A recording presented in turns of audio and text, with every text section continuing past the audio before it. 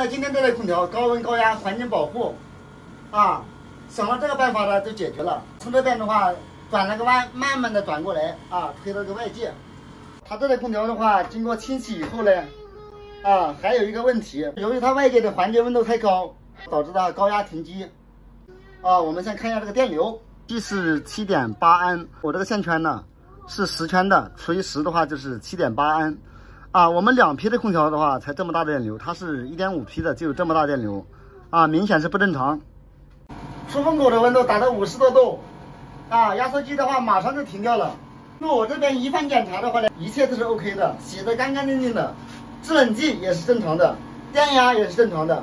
但是唯一的话发现有一点不同的呢，就是它这个环境的话，在阳台这里太密闭了，这个风的话都出不去。这个温度的话全部积在这里，它释放的温度又被它吸收。想了一个办法，这个地方呢就加一条风管。如果可以的话呢，大家帮忙点个赞；不可以的话呢，看你们有什么更好的办法在评论区教豆哥。现在的话，我们再加一条这个伸缩风管这个风的话吹出去，可以伸缩，可以转弯。我这边的话接在这个空调出风口这里，也不知道怎么样。我现在的话就试一下。等一下的话看数据说话。现在的话这里搭起来，这个管的话是一个35的，如果再大一点40的话或者45的话就更好，但是呢买不到了，这已经最大的了，买不到了。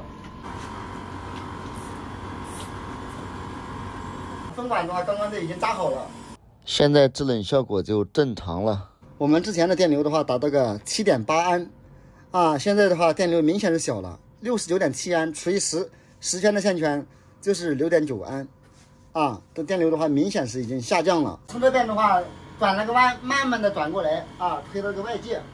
探头的话在这个送风口这里送风温度是43.9度，直接送到外界那么我们现在的环境温度的话呢，只有31.9度，这意味着呢，我们空调吸的风呢是一个比较低的温度，热风的话直接送到外界，这样的话它就有一个比较好的交换效果，从而的话达到一个很好的制冷效果。压缩机的话，它就不会停机，长期的话保持一个工作的状态。那今天这类空调高温高压环境保护，想了这个办法呢就解决了。那么各位老铁们呢，你们有没有什么更好的办法教豆哥？我们互相交流一下，互相学习，看还有什么更好的方法没有？那么呢，谢谢各位朋友。